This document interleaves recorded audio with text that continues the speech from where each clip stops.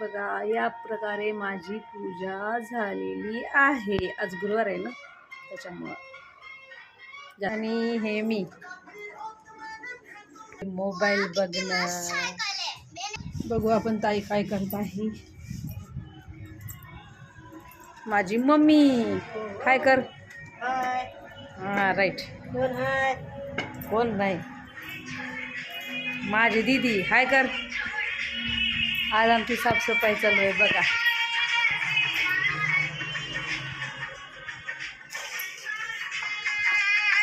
इसको छोड़ के.